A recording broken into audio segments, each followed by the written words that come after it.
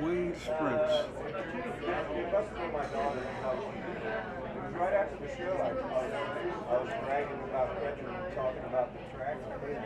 The sweet spot on these microphones is right at the top. So just right to your face. All right. Yeah, just a lot of times people drift off, start talking like this, and you can't hear them. Put it right in the top. Okay. Right in the top. That's the sweet spot on the microphone.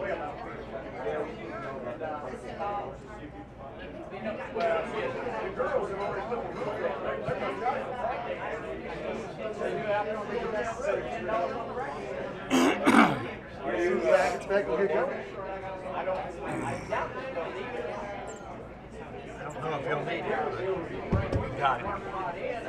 Bob's been on before. Do you remember the sweet? I was just telling you, the sweet spot on these microphones is right in the top. So. Do you want any water or anything? I love a glass of water. Glass of water. Lemon or just regular? Just regular. Just regular. Plain old. There was. I had signed a book for my son-in-law. We were back up at their lake place over the 4th of July, and I was reading it. And I had taken it down to the dock to just get some son to read the book and give it to the grandkids. You know. Something I wanted to ask. In the book, I finally got to read the new book. Time to go. When you did some SCCA stuff, you drove some Formula Fords, was it? I only did one SCCA Formula Ford race. Yeah. And it was in along the Mexican border. Oh, okay. In it was about 69. Oh, okay. Welcome to the Autosportradio.com 2018 show. I'm your host, Don Kay. We are live from McGilvery's Pub and Eatery in Speedway, Indiana. And if you come to town for any reason, be it the Brickyard or for the air race, or if you're just in town, you got to make sure you stop by McGilvery's. They got great food, great service, and the adult beverages are ice cold. Tonight's show is presented by Honda and Honda HPD, the Indianapolis Motor Speedway, the Verizon IndyCar Series, and SVRA. In case some of you may not have heard yet, Connor Daly will be in a seat in Toronto. He'll be substituting, I guess, for Gabby Chavez, although they're going to test a few drivers for next year. They're not sure what they're doing because they do want to run 2 cars. That's still their plan. How many watched the Iowa race? How was it? Was it a good race? Were you happy with the winner? There was 955 passes, and most of the leading drivers passed 60 cars or more. Next up, of course, is the Honda Indy Toronto.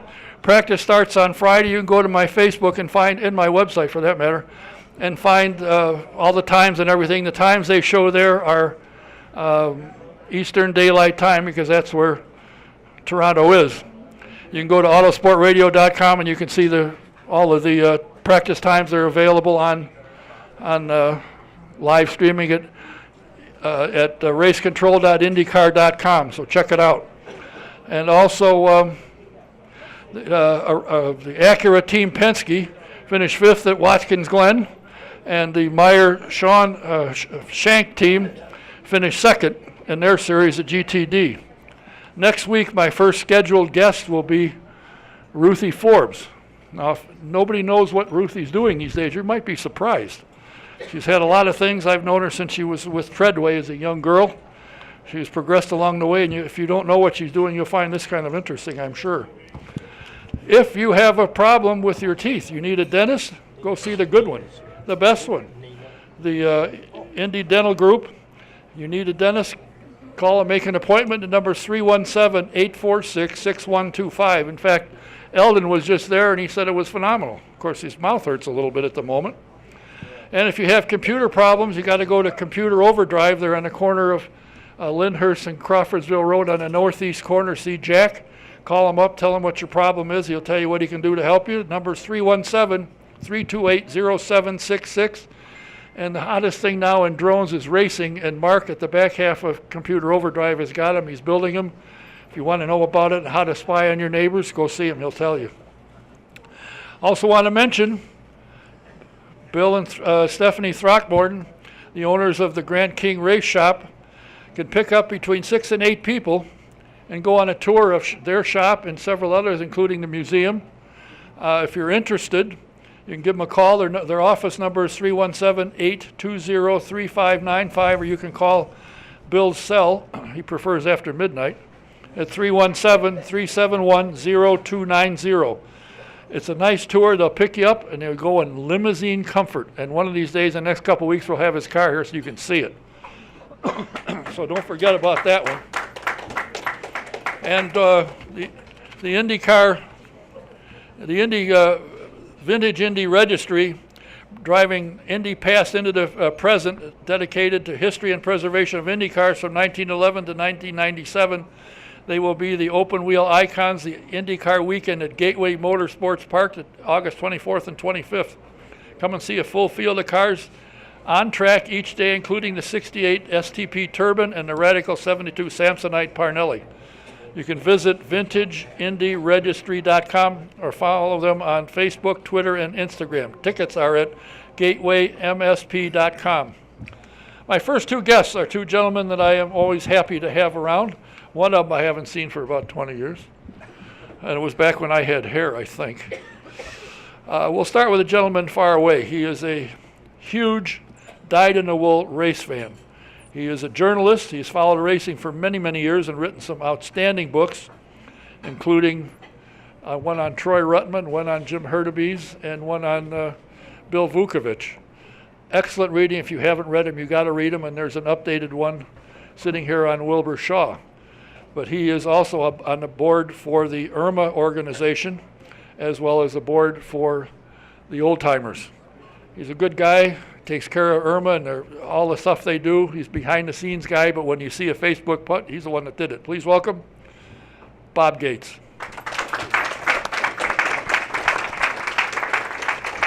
And sitting next to him is a young man that you may not, he's been into a lot of things, a lot of which I wasn't aware of, actually. And we're going to find out more about it. He is known throughout the world because his father was a 3-time winner. He's the first driver to win the 500 back-to-back.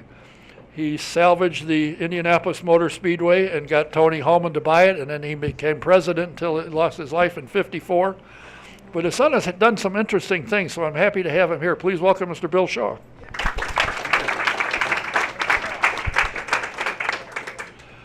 Bob, you've written a number of books, and last year I saw a slew of articles you wrote.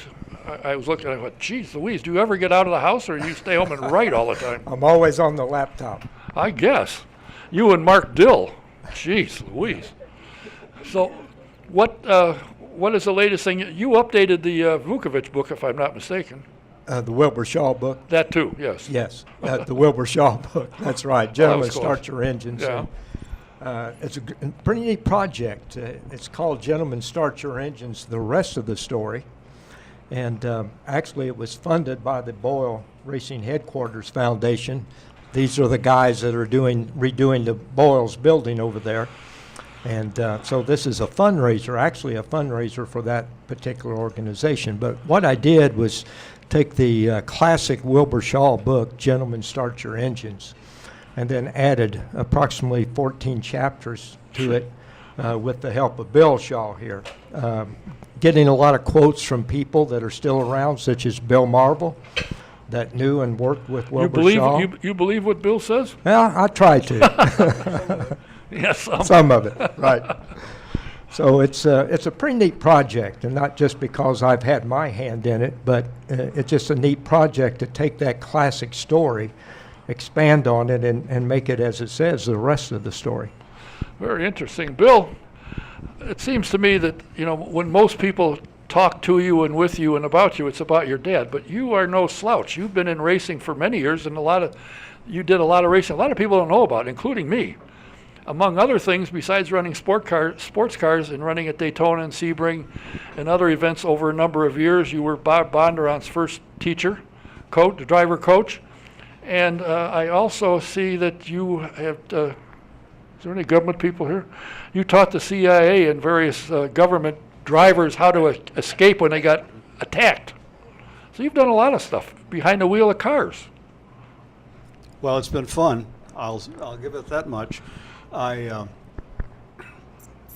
It's easy to step back to when I was really young, and it was real clear around our camp, that home that is, that Dad would not tolerate the idea of me being in a race car. He had told somebody at one point that if Dad, having broken his back just before the war, he said, if I ever catch Bill in a race car, I'll break his back. Well, be that as it may, the idea went out, and his peers of those times stuck beside him. I, on the other hand, I really never had any particular racing in oval track, which may have had a lot to do with Dad's experiences in it. But road racing fascinated me.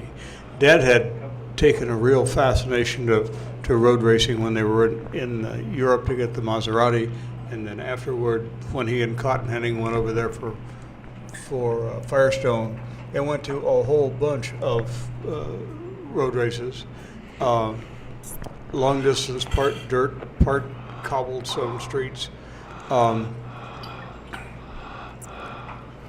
Grand Prix, I don't know, but a bunch of them in any case. And he came back fascinated, and being an avid reader, I'm not so sure Dad ever read anything just for fun. It was always a matter of educating himself on something else. And so there was this whole raft of books along one wall in his den, and they were wonderful. And that's what got me started on road racing.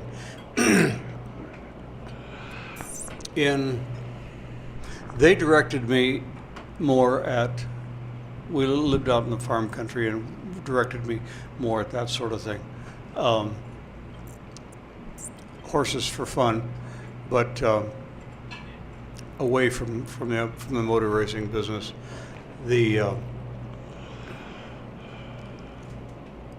I ended up going to school in Arizona because I wanted to get prepared to go to the University of Arizona to learn animal husbandry and raise horses and cattle. Somewhere, however, along about the middle of my junior year, I began to trade horses for horsepower. And I was picking up all of the European press that I get my hands on at the magazine shops in Tucson when we'd go into town on the weekends.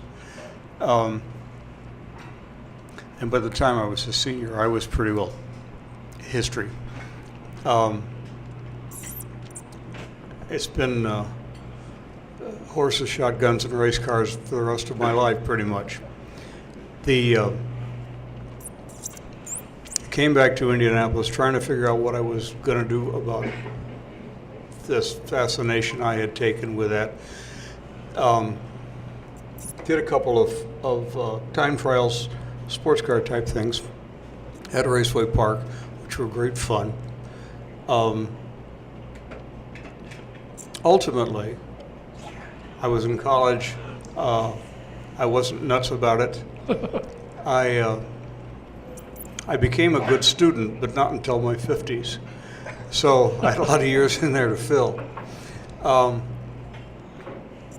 was talking to Harry Hartz, speaking of old timers, and I told him that I was thinking about this racing school I'd read about in Europe. And he said, well, why don't you go talk to Bob Bondurant? He has started a racing school, which I knew about, but I didn't know that Bob was at the Speedway doing the filming for the movie with Paul Newman and Bob Wagner on the film Winning. Winning, yeah. So I went out and rooted around and found Bob and introduced myself, and we talked for a minute, and I told him a little bit about me and what I was thinking about doing. He says, well, why don't you come out and go to our school? We speak English. That seemed like a pretty good idea. And we hit it off pretty well right away. That was in June. I went to the school in October. Turns out I was one of the first half dozen school students to go through. Newman and Wagner were another pair of those. A couple of guys that were with me and someone else I don't remember right off. In any case, I was really taken by the school. I've always thought it was probably the best week I'd ever spent any place doing anything that had to do with motor racing. Years later, the Colorado 500 caught my fancy too, but that's another story. Nonetheless, went out, went through the school, had a great time with it, and I remember standing on the balcony of the Newporter Hotel in Newport Beach where I was staying, and am I doing something wrong with this? No, you're fine. Okay. You can get the mic closer to you, though. You get the mic closer to your mouth. All right. There you go. Beautiful. Standing on that balcony the day the school was over, wondering now what am I going to do with this. I went home, went back to work, went back to school, all of that sort of thing. The following summer, Bob called and said that what he had found or learned in running the school for a year and some change was that he couldn't do it all by himself. He and his wife Susie at the time were just up to their ears in it. And he said, I'm either going to have to find somebody to help me with it or sell it. Would you be willing to come out and go to work for me? I can't pay you a whole lot, but if we can save it, then that's what we'll do and keep the school going. I thought, well, when do you want to do this? How soon? I think this was on a Monday. He said, Friday. This Friday. Uh-huh. I laughed. I said, will you give me about 10 minutes to think about this, and I'll call you back. So he did. I did. Well, he did. I did. I said, yeah, I'll do it. And so I threw my gear in my Volkswagen and headed west. And we hadn't talked about money, really anything. 7-day weeks and 18-hour days, none of that. We didn't discuss that stuff. But that came along afterwards. And I think that it was, I think I lived on Bob's Goodyear money and he on some other sponsorship dollars. And we worked our tails off and had a great time doing it. We really never broke stride. I remember the first, it was either Saturday or Sunday morning that I woke up and realized that I didn't have to go to work that day. And I was stuck. I didn't know what I was going to do. I had no idea. Hadn't thought that way in months. We were together almost 3 years there then. I have a restless streak in me. And that came into play, and I wanted to go racing and I wasn't getting it done. And I needed to make more money in order to do so. So I needed to go find something that would work in that direction. Prior to that, there were some people that had come through the school that were really interesting people, one of whom was Brock Yates, whom we're all old enough to remember. Brock was working on his book, A Sunday Driver, and turned out to be a really neat guy. His father was a friend of my father's. Brock and I got along famously, and he was a good student. And he went on about his business, and I went on about my business with the school. He called one day, probably late January, a year or so later. He had a sponsorship conflict on a car that he was going to drive in the 24 Hours of Daytona. That was the year that it was shortened to an 8-hour race because of the fuel shortage. He said, I told him you'd do it. It's kind of like Bondurant's offer to come out and be here by Friday. So when do I have to be there? He said Saturday. And it's maybe Monday or Tuesday, something like that. I got onto USAC and gathered up my FIA license with my national SCCA license. Headed to Florida. Put it closer. Closer? Yes, sir. Headed to Florida. And it was really an interesting team called Bolus and Snopes, people from, I'll think of that. the card, it would qualified well and all of that kind of stuff, and we were having a marvelous practice session. Blew a head gasket before we even got started, which was a real shame, but it was a good opener because it had the opportunity to practice with the likes of Posey and Mario, and the list was long. 2 years following, and in the meantime, I had driven sedans and Formula V and some other things. And Brock called again, and he said, "I have a ride for you for the Daytona 24 Hours with NART, which is the North American Racing Team, which was Luigi Cinetti's Ferrari team, which stands as the works team in America." Cinetti was the one that put Ferrari in business in America by being his first distributor outside of Italy. It was terrific. It was a star-studded cast, 4 GTB, 4 Daytona Coupes.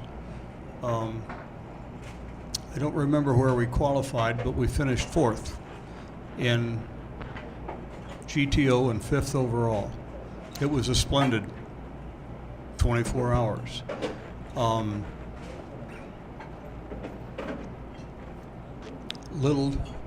That was February.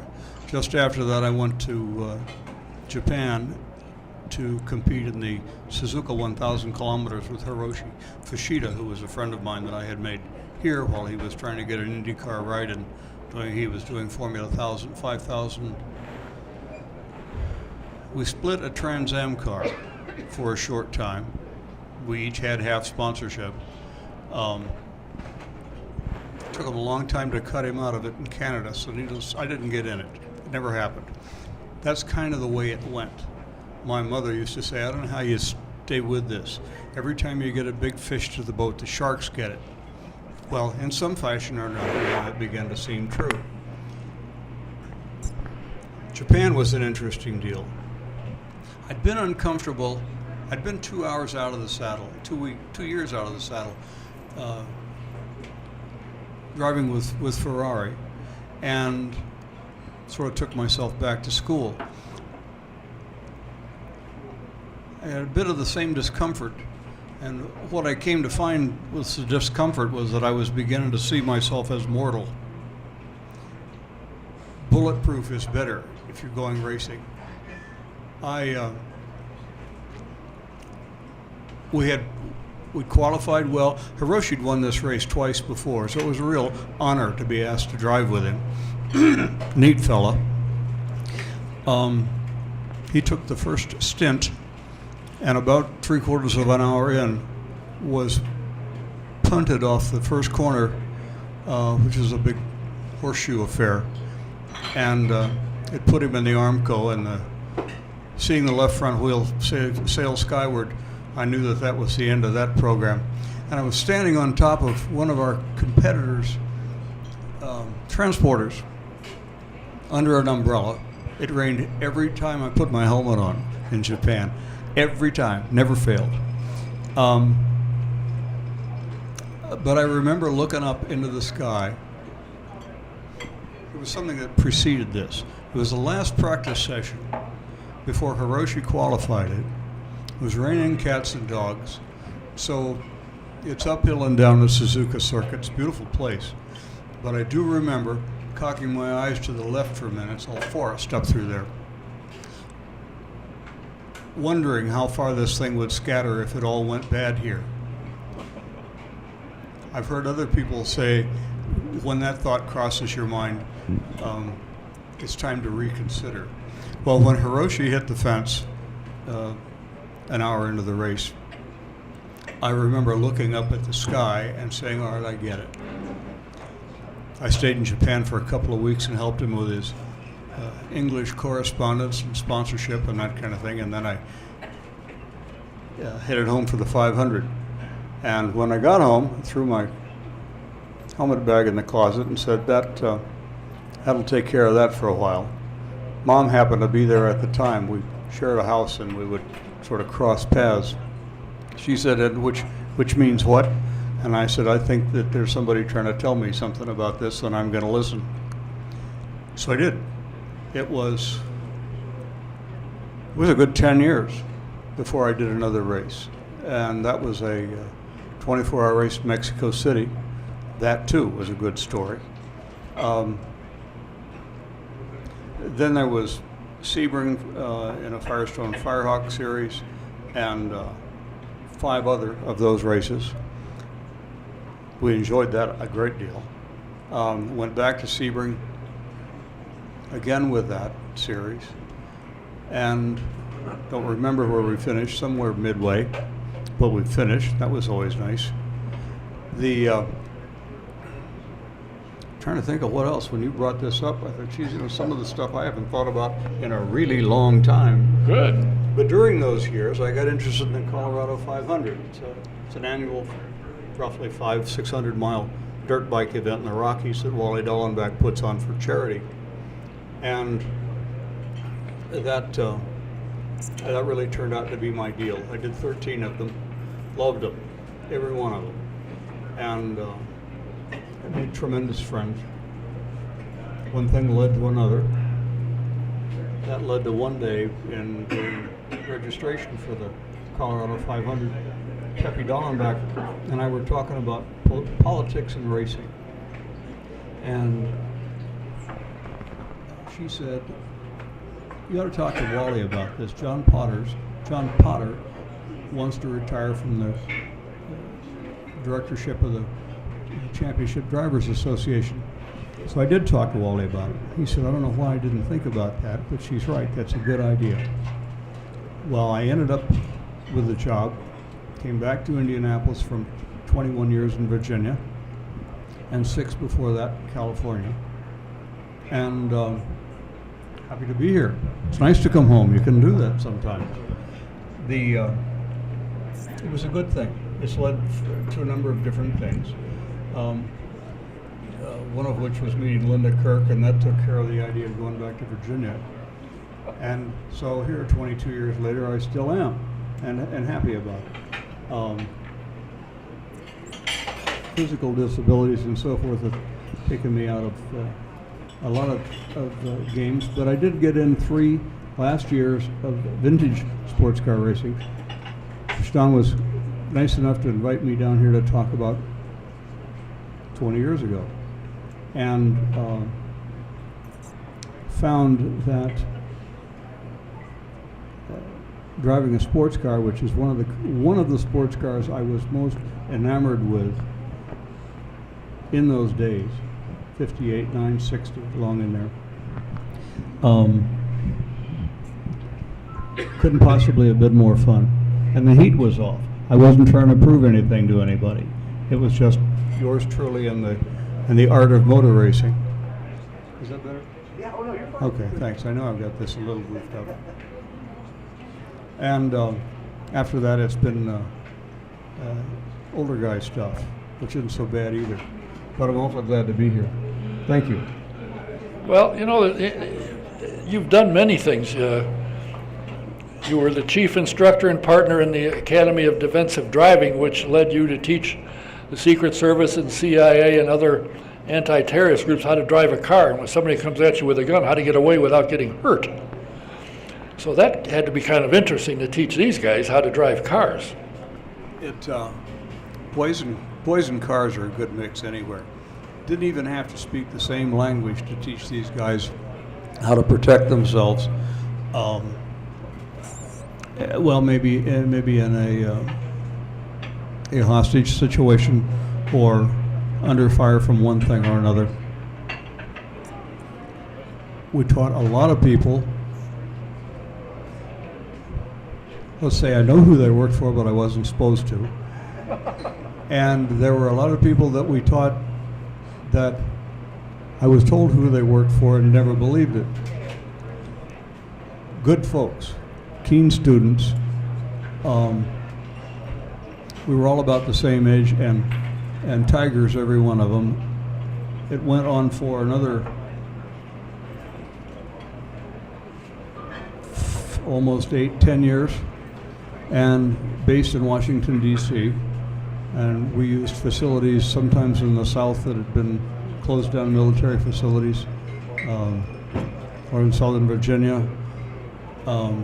We had a semi-permanent facility at the Redskins stadium in Washington, D.C.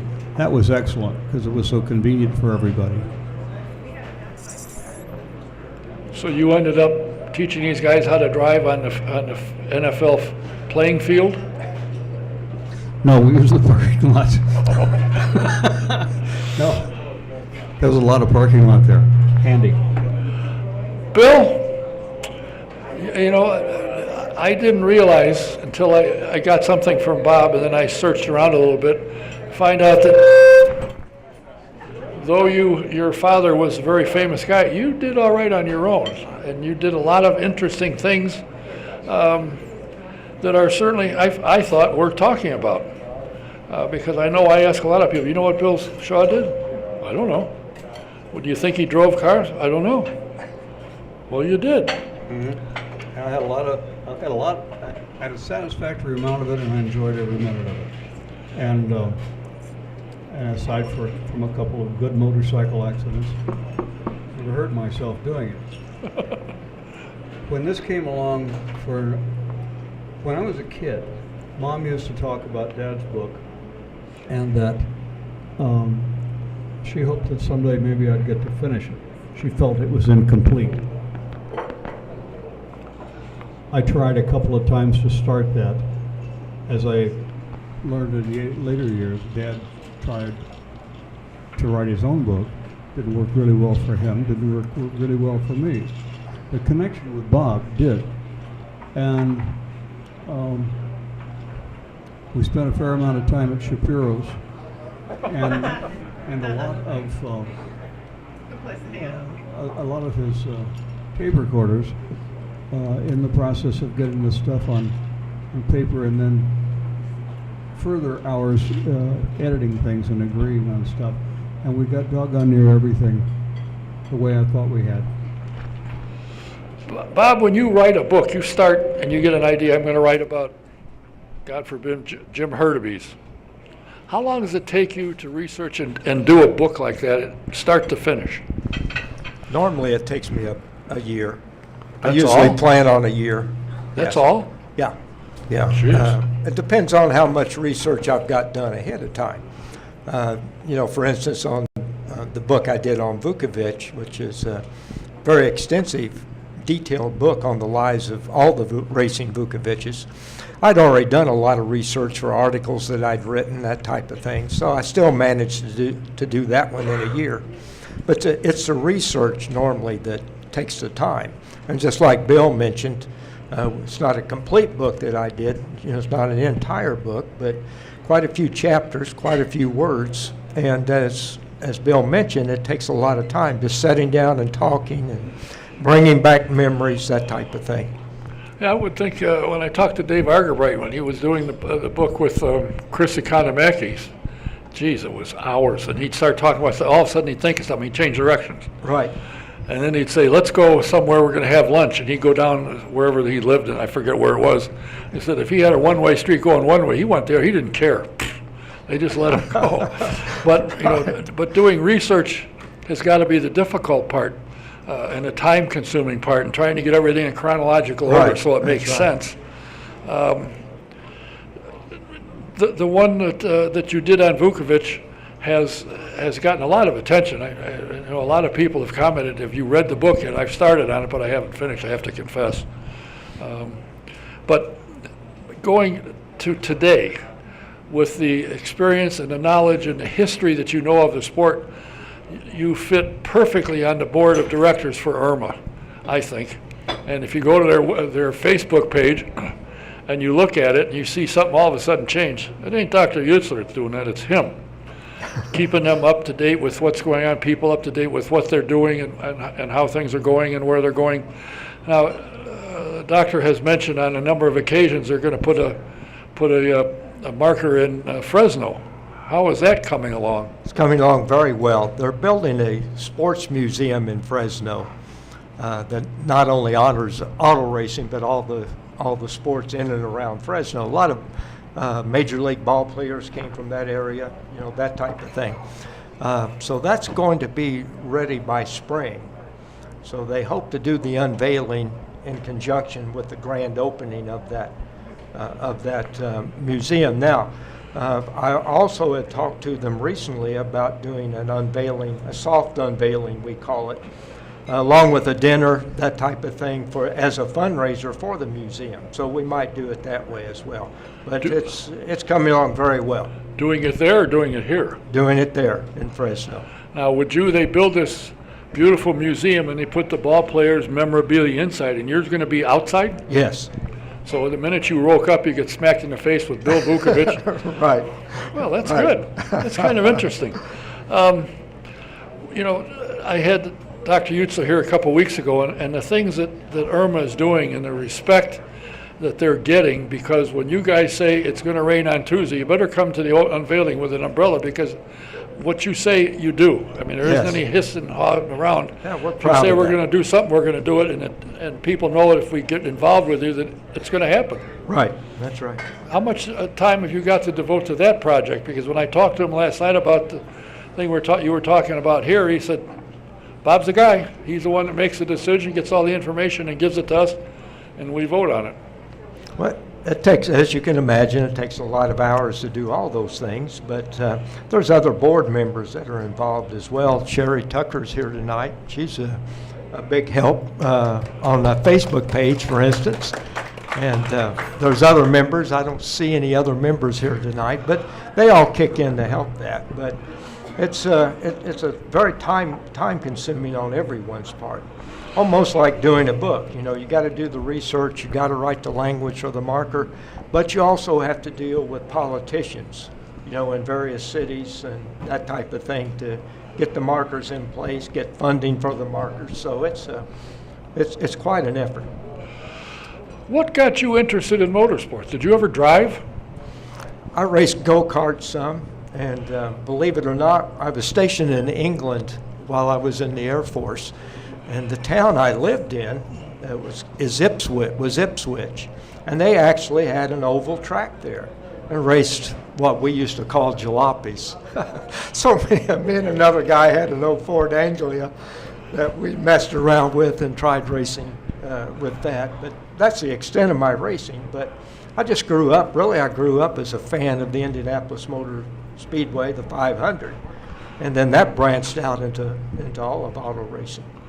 Now, you've been writing articles. I couldn't believe, I didn't realize, I'd seen some of them, but when I looked up just to get an idea of something to put on my website, I went, geez, look at all the articles you wrote last year alone. I went, holy Toledo. Do you sleep at all, or do you record it while you're sleeping and then put it together? I wish it worked that way. It doesn't quite work that way. And you're a member of the board of the Old Timers. Yes. And do they hound you for your time for that as well? Well, yeah, and it's really gotten hectic here lately. Some of you know Dick Mittman or know of him. Oh, yeah. And Dick's had some health problems. He was the editor of the newsletter, so he had to step down from that. So I've been given that responsibility as well. But I've had a lot of help from people. Kirk Cavan, he's writing for the newsletter now. Pat Sullivan, I was writing for it. Both of those guys know how to write pretty well. Yeah. Well, that's a good so, idea. That helps, and but just more to do. I always thought I'd love to be involved in racing, and now I am. Yeah, nonstop. What's next for Irma? Where's your next unveiling? Our next unveiling is August 16th. We haven't got a firm time yet. We're looking at 2 p.m. But that's going to be at Bloomington Speedway to honor Bloomington Speedway and the Kinsers. So we're in the planning stages. Donald Davidson will be there. Howdy Bell will be doing the emceeing. There should be a bunch of Kinsers there. Steve Kinser, I know, is going to be there. Randy Kinser. Probably have one of Steve's cars there. when Dr. Mark was here, I said, "Where's your next thing?" He said, "We're going to do it at Kinzer Speedway." I said, "Where the hell is that?" "Oh, I mean Bloomington. I mean Bloomington." Oh, I thought I makes knew more it. sense, Yeah, doesn't it? Yeah. that was kind of funny. And several people have asked about Jungle Park, and just this morning, I got an email from the owners of Jungle Park, and they're going to talk to me tomorrow morning about all the details. So evidently, that is going to happen, and the date for it, if you want to save the date, is Sunday, September 23rd.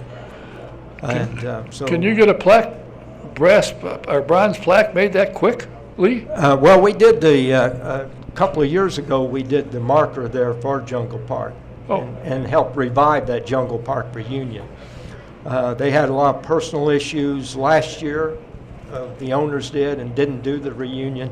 They're trying to get it going again this year. Well, you know, there's only 24 hours in a day. You do know that. Yeah. Okay, I just thought I'd check and see. Try sometime to see if he answers his phone. Strangely enough, he didn't look at who was calling. When I called, he did answer it. Now, the sun was in my eyes. I was driving. Okay. So, you know, Bill, I am so pleased that you have the time to come here tonight. I think a lot of people I was looking at were going, geez, he did race a lot, didn't he? Yeah, and involved in a lot of things, and I think that's interesting. But it's also interesting to me that you had no intention of running at 16th and Georgetown. Why? Why? Your dad won there pretty well. He did, 13 races, and he only fell out at, I think, 5. And he had 3 wins, a couple seconds, and a 5th. I can't define actually why. I can tell you that I never had an interest in it. Really? Just didn't want to do that. Road racing, on the other hand, Rutherford and I've talked about that. He didn't understand why I'm centered on road racing. He so loves oval racing, but that's the way it fell. Well, you did what you wanted to do. You were successful at it. It got you a lot of recognition and moved on. And who knows how many lives you might have saved by teaching the Secret Service and the CIA and others how to get out of harm's way. And when you think about the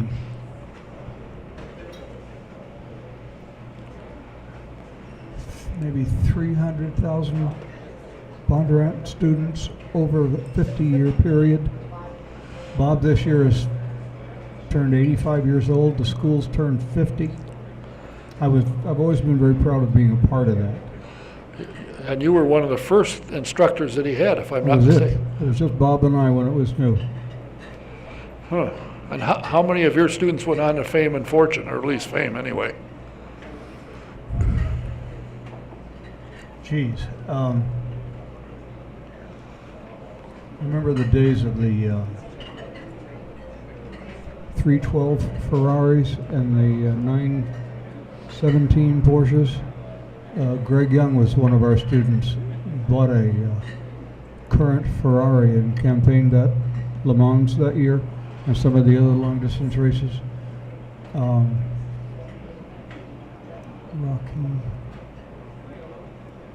Rocky Moran has driven for Dan Gurney.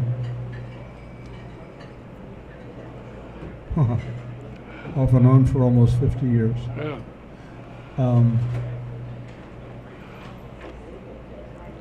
Ricky Rudd is another one of our students. Most of the NASCAR students have gone through the school at one time or another. And of these little blanks, you may know about that. I know about them. Anyway, a bunch of them. Well, I appreciate you taking the time to come here My pleasure. and Happy talk to be about here. what you did, and I think a lot of people I noticed went, really? Wow, I didn't know what he was doing. Alive and well in Indianapolis. Well, thanks for coming by, and one of these days when you get the Boyle organization operation gets up and running, we'll bring you back. Absolutely, it'd be fun. Bob, it's always a pleasure to have you come in, Thank you. and all of your books are available where? Besides, I'm sure, Amazon, but where else? Coastal 181 is what I normally tell people. Check there. It's just easy to get to on the net, and but you can go through Amazon, eBay, a number of different. Coastal Pardon? Coastal. Coastal 181. So it's Coastal, yeah, Coastal, Coastal. Uh-huh. Coastal181.com, and Right. he'll find you there. Right, Just put in there, is Bob here? And here they come. that's right. Thanks for coming. Thank you. Irma Board of Director member, Mr. Bob Gates, and of course the irrepressible teacher, instructor, and racer, Mr. Bill Shaw. Thank them both. My next guest will be coming up here. He's trying to, hang on. Thank you, appreciate it. Is on his way. He has to pry himself away from the lovely lady he's sitting with. Get her permission to come up here. I want to remind you that this portion of the program is being presented by Sam Pearce Chevrolet in Daleville, Indiana. You got to come to the country to see why the best prices are, in fact, in the country. And you'll see why Sam is always at or near the top of customer satisfaction. Take I-69 north to exit 234, go east 1 mile, and you won't miss him. He's right there. You want to find out what drivers like about IndyCar? Why don't you take a ride in the Indy Racing Experience, home of the most exciting race car ride in America. The Indy Racing Experience 2-seater. You can go online to IndyRacingExperience.com to look for a date that's available that will work for you, and if you do, in the promo box put SJ1, you get a 50% discount, or you can call Shonda at 317-243-7171 and mention that to her, and you get hook up a ride and get a nice discount. There's a time for insurance for your home, your car, your commercial business, and do what I'm doing and others have done, and that's called Mike Pardee at VP Insurance, located at 5004 West 16th Street. He will help you. I've got a problem now, and he's on top of it. He's helping me take care of it, getting things moving. So give him a call. See what he has to say. I'm sure you'll get better coverage for less money like we have. You'll be surprised. Try it. His number is 317-248-0070. And are you a vintage racing enthusiast? Why not go to svra.com and subscribe to the Vintage Racing Quarterly. It is a first-class magazine. Great stories about drivers and cars. You'll love it. And the next event for the SVRA will be July 26th to the 29th at Portland International Raceway in Portland, Oregon. If you're anywhere near the area, or if you're close enough you can take a ride, do it. Be worth doing. And if you have a chance or are not a member of the IndyCar Nation, you need to join it. 2 of our people who aren't back from Iowa yet got to wave the flag for practice at Iowa. That's some of the perks that you can get from the IndyCar Nation. IndyCar Nation gave away over 5,000 experiences last year. Join now at IndyCarNation.com and get access to tons of VIP benefits all season long. Use the promo code DONKAY, K-A-Y, 15, and get 50% off of a championship or legend membership. It's worth it. My next guest is a young gentleman who burst on the scene more or less in IndyCar racing in the Indy Racing League when it started, and he was arguably one of the most popular drivers in the series for a number of years. He has bobbled around. One of his big accomplishments that really got him noticed was he won the Copper World Classic in Phoenix, and all of a sudden everybody said, wow, this guy can drive a car. And certainly he did. He is doing other things these days. We're going to find out excuse me, what it is. Please welcome Mr. Jimmy Kite.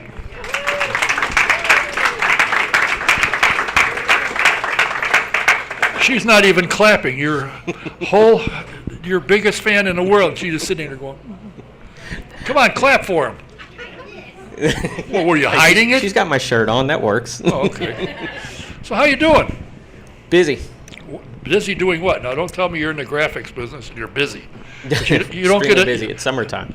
Yeah, but you don't get a tan like that making graphics.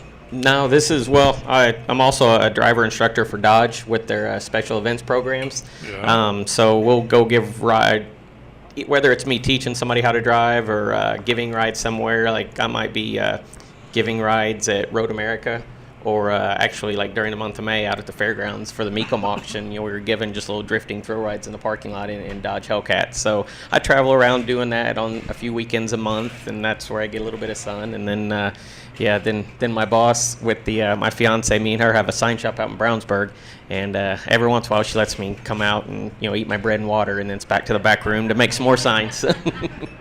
Why don't you introduce us to her? She's back there in the corner. That's Mindy Bennett, soon to be Mindy Kite, here in about 2 months. Really? Really? How in the world did you talk her into that? She's kind of attractive. How did you talk her into that? Lots of begging and alcohol. Oh, by God, if it works, I ought to try that. Dear? Yeah.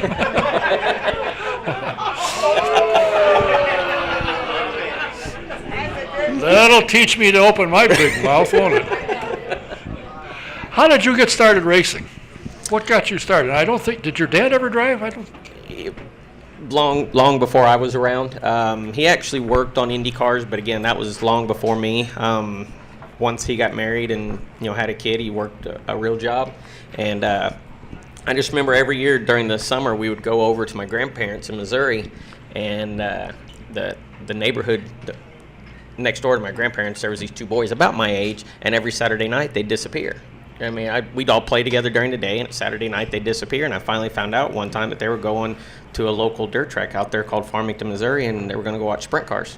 And so I asked Dad, I was like, well, I want to go watch sprint cars. Can we go? And I still remember, literally the first time I ever saw a dirt sprint car do a wheelie stand out there. I thought that is what I want to do for the rest of my life. And until I was 16 years old, my goal in life was to drive a sprint car at Farmington, Missouri. And the hilarious part about it is I got to run sprint cars, midgets, crown cars, all that. I had to run in 2 Indy 500s before I finally got to go run a sprint car at Farmington, Missouri, but I got to do it.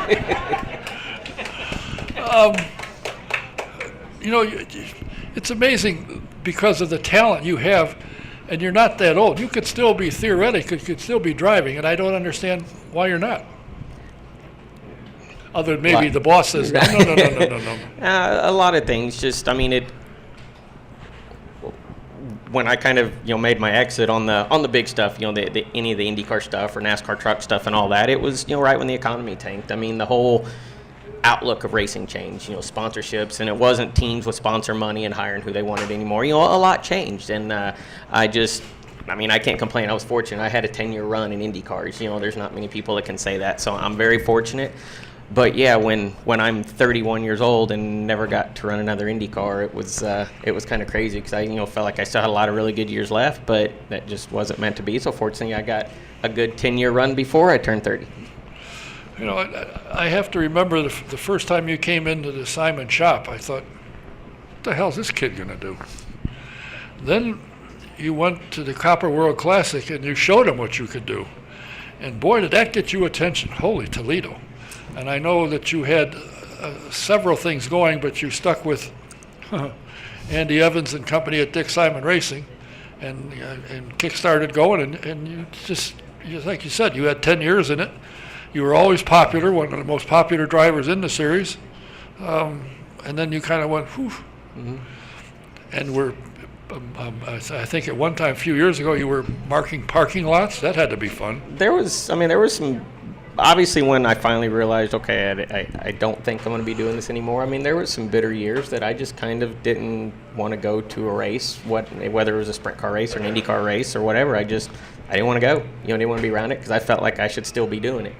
As the bitterness wore off, and I still every year. When I'm at the Speedway, I miss it. I still would love to be doing it, but reality is I'm having a great time and enjoying my life about as much as you can enjoy it right now. So I can't complain one bit with the plan that has worked out. But yeah, there was a couple years where I disappeared. In fact, when I saw you here a few months ago, I didn't realize you were in the area. I thought you had vanished into down south somewhere. I didn't realize you were here. Yep, yeah, we're actually out in Brownsburg, so the shop's out there, and me and her both live out there. So yeah, we're not that far away, thank goodness. Yeah, well, now that I know where you are,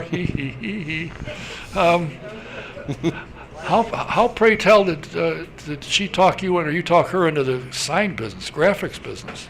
That was hers. Her and her father had the sign company out there for 10 or 15 years, and then about 3 years ago he passed away in an auto accident, and legal stuff and everything else, obviously with him not being there, it was just her.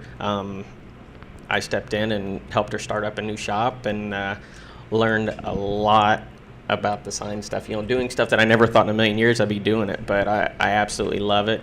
First thing I did was I asked Dodge, to cut back on my traveling, because I was gone 3 weeks a month, and now I'm gone about a weekend, maybe 2 weekends a month, so they've really cut me back. And it's fun. I mean, I absolutely love, and I don't know if it's because I get to work with her or that it's just really fun what we get to do, but I mean, I really, really do enjoy it a lot more than I thought I would when we first got into it. Is that where was the romance blossomed prior to that? Or working with her, does it went, wow, this is all right? We've been great forever. With what happened with Scott, I mean, we kind of put our lives on hold for a couple years, just getting the shop up and going, and, just getting her back to, reality of real life. And, once everything kind of got back to what we felt like was as normal as it could be, then, I finally stepped up last year and asked her to marry me on her 40th birthday, so gave her 2 good birthday presents. And, we're just having a great time. I mean, I'm sure there's times she's sick of having me at the shop there, but other than that, we're having a good time. You had to say on her 40th, you should have said 30th. I'd have blocked that one. No, she got me on my 40th, so I got to pay her back. I'm sure I'm not going to be traveling in the car with you tonight. Is that all right? You approve? Well, I just want everybody to know. I was going to get to that. Okay, sorry. Foolishly, you have a thriving business. What's the name of it? Mindy's Brownsburg Signs. Now, how much money did you spend to get that name?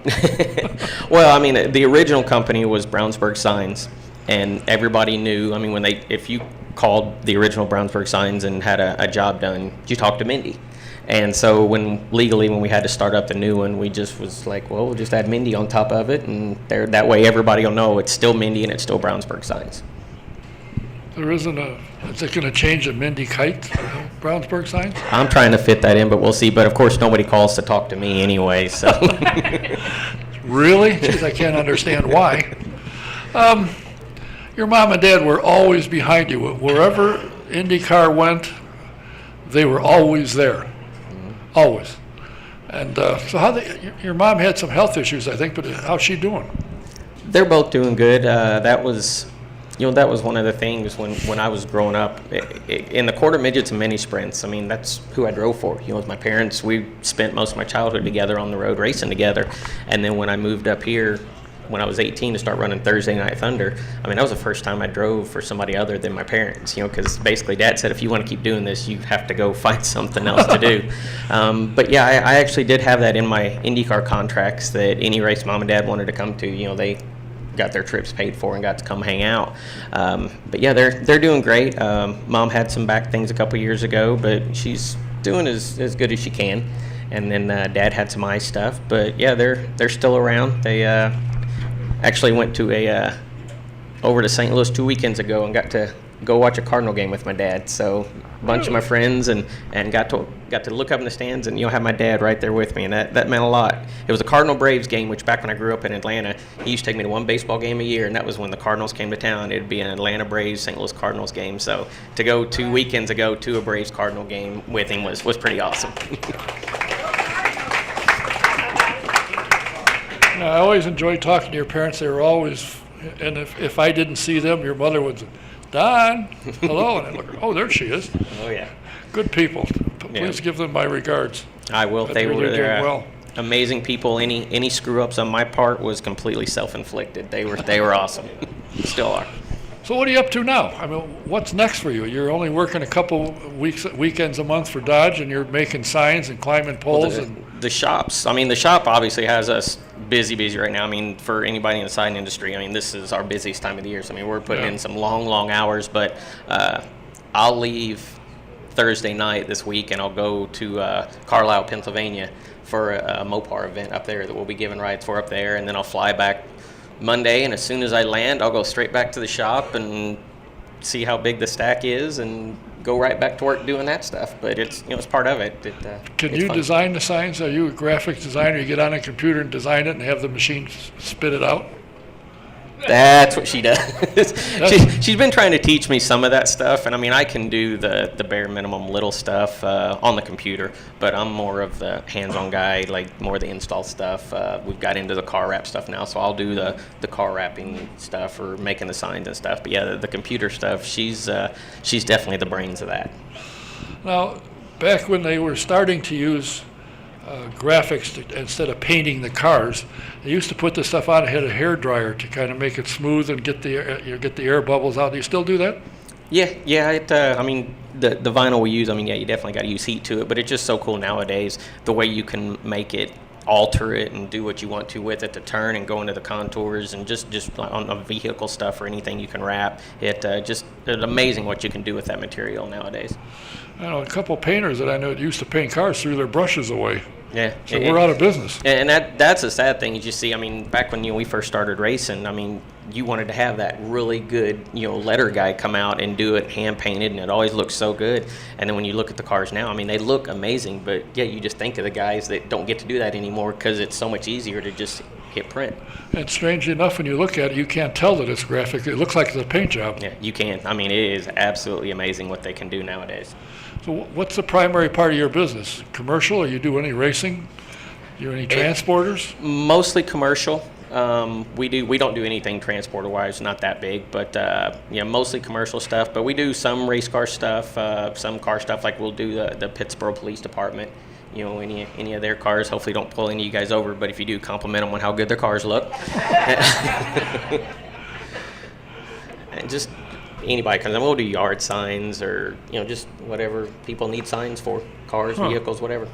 Remember that, Bill. You need a sign, this is the guy. You said you kind of missed racing and you stayed away because you weren't happy. Are you back now, going to races on occasion? Every once in a while, yeah. I mean, it's not as much. I don't go nowadays because I'm angry. It's just nowadays I'm so busy I don't really get a chance to go. But I mean, I'll go a few times a year. Yeah, whether it's the Indy 500 or go watch a sprint car race here or there. The track over in Missouri, Farmington, I'll still go watch one of my best friends, Billy, race over there. I try to get over there at least once a year, but yeah, I'll still go see some here and there. Now, the sprint week starts the 20th. I noticed that. 10 days from today. Yep. And I suspect you might sneak in a peek at one of those anyway. Yeah, very possibly. Did you ever run the sprint week? You said? I didn't. I ran midget week, never ran sprint car week. Well, it's a shame that you're not, because you're not that old that you can't drive anymore. It's a shame you haven't been around. But strangely enough, when I mentioned that you were coming, first off, Sweetie over there went, ooh, I gotta go. So she's there. You're one of your leading fans. That makes me extremely happy. Yeah, well, they're still, when they said, Jimmy Kite, is he around here? Yeah, I didn't know it either until about a month ago. Appreciate you taking the time, and I haven't gotten the invitation to the wedding. It must have got lost in the mail. But when did you say you're getting married? September 22nd. September 22nd.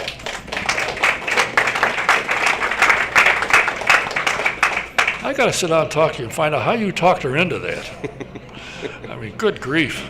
Oh well, it's about time you settle down and see what the rest of us have gone through. We've been together for about 7 years now, so she's put up with me for quite a while already. So. Yeah, this one's put up with me for 30 years, and she's trying to figure out why.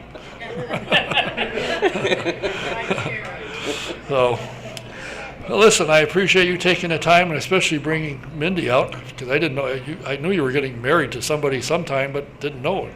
Nice job. Yeah, Good well, job. last month when I came out, I had to, she still had to stay at the shop and keep it running when I came. So we finally shut the shop down for a couple hours, and I got to bring her with me finally. Good. Thanks for coming. Good luck in your endeavors, and I hope Dodge sells a bunch of cars because you taught them how to drive them. I appreciate it. Thank you. Anytime. Thanks for being here. Jimmy Kite.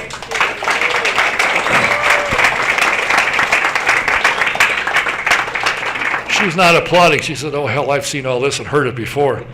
So we want to congratulate his bride-to-be, Mindy, as well.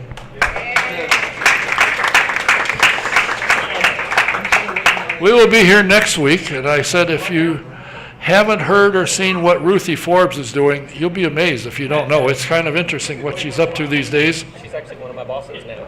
She's helping on the Dodge stuff. Oh, really? Oh, yeah. Well, is that part of the thing they bought? The EEG. Oh, yeah. Yep. So we'll be here next week. If you want to know who the other guests will be, go to autosportradio.com and hit the Autosport Show link, click and tab, and it'll tell you. So we look forward to everybody being here next week. Thanks for being here tonight, watching, listening. Until next week, Don K. saying good night. Yeah, I didn't even realize it when they did the merger this spring.